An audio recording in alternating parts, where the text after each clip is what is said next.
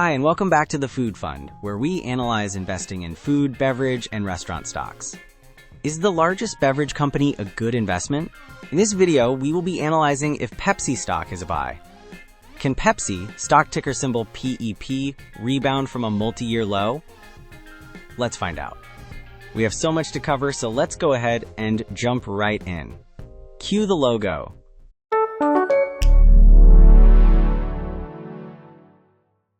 Let's start off with the price action. Looking at the one-year chart, we see that Pepsi had a CAGR of about minus 18%. Zooming out to the 5-year chart, we see that Pepsi had a CAGR of 0%. Pepsi has essentially returned nothing for 5 years. This is not a good start, however, I am hopeful that the underlying fundamentals are promising. Now let's hop over to market share and take a look at Pepsi's market share. Here we have the dashboard, where we can quickly gather a lot of information at a glance.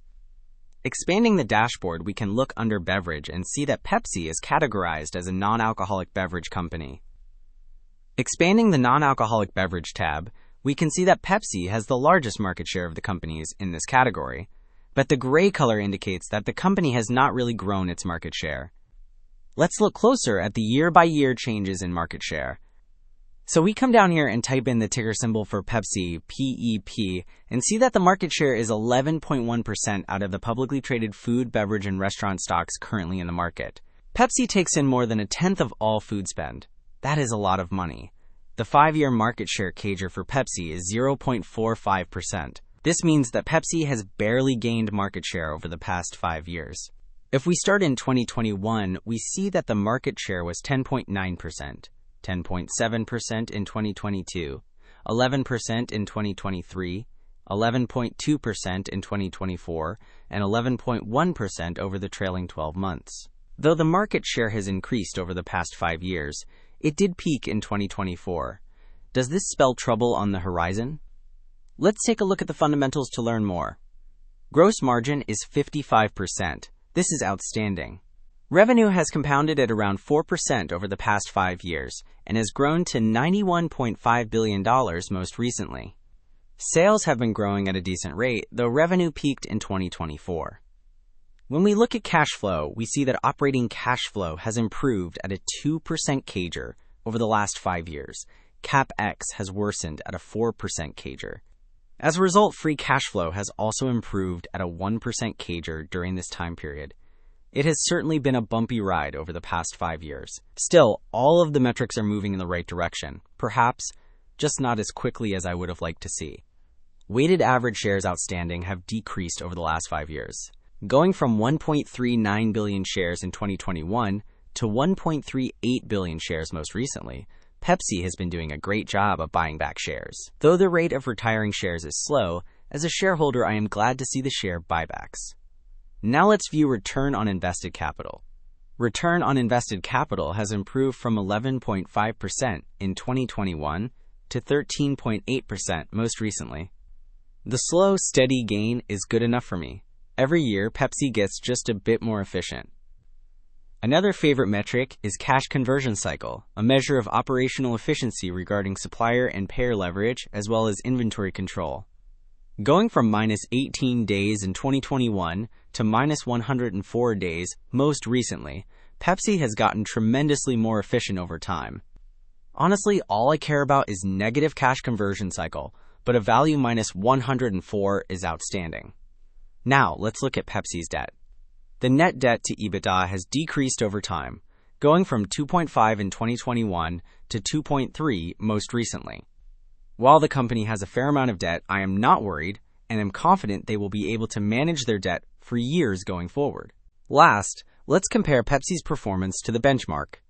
If we perform a backtest comparison of investing $10,000 in Pepsi versus the S&P 500, we find underperformance for Pepsi. In that comparison with the S&P 500, $10,000 invested in Pepsi would have grown to just $17,517 versus $35,579 if invested in the S&P 500. This is an annualized return of 6.08% for Pepsi versus 14.29% for the S&P 500. A Pepsi investment would have been slightly less volatile with a 15.18% standard deviation versus 15.44% for the S&P 500.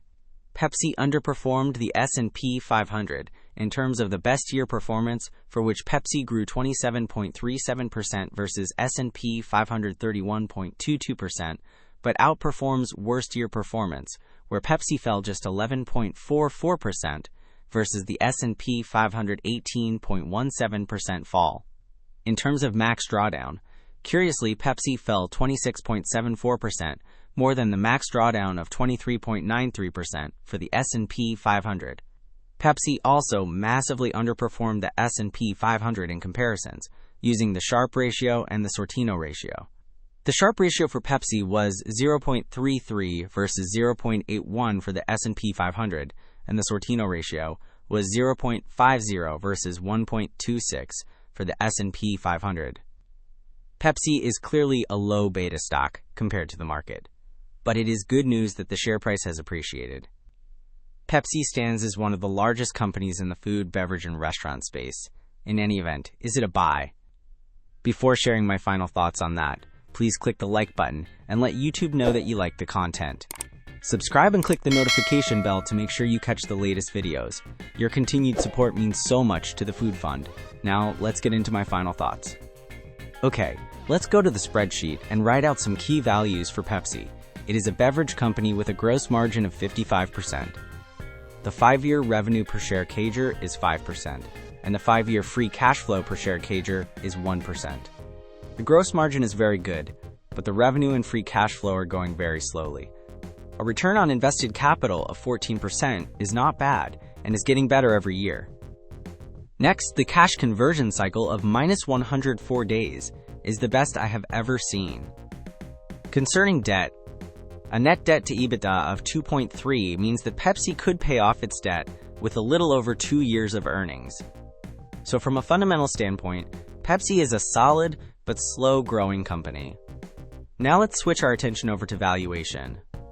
The price-to-earnings growth, or PEG ratio, is 7.5, which means that Pepsi is massively overvalued compared to its projected earnings growth. The Pepsi-Cola company was officially founded in 1902, but grew into a conglomerate after merging with Frito-Lay Corporation in 1965 to form PepsiCo, Inc. Pepsi boasts an expansive portfolio of iconic brands beyond its namesake cola, including Lay's, Doritos, Gatorade, Tropicana, and Quaker Oats, among many others. With approximately 319,000 employees globally, PepsiCo's current headquarters are located in Purchase, New York, overseeing operations that span diverse food and beverage categories worldwide. Pepsi is a slow-growing company and is a massive position in my portfolio. As a low-beta company, Pepsi provides stability during times of volatility, but also drags on growth. With such a huge market share, there's simply less room for explosive growth. To address lackluster growth, Pepsi has been making acquisitions. Pepsi recently acquired Poppi, a rapidly growing prebiotic soda brand, for an estimated $1.95 billion after making a $550 million investment in Celsius back in 2022. Despite not being an exciting company, I do think Pepsi has a keystone role to play in some portfolios. I plan on holding Pepsi for a long time and letting the compounding do its thing. Overall, I give this company a 5 out of 10 using my proprietary scoring system. I like Pepsi and envision it being a small to mid-sized position in my portfolio. Many thanks for watching. What do you think about Pepsi? Share your thoughts below. It is always great to hear from you. Check out some more videos right now, and don't forget to put your money where your mouth is.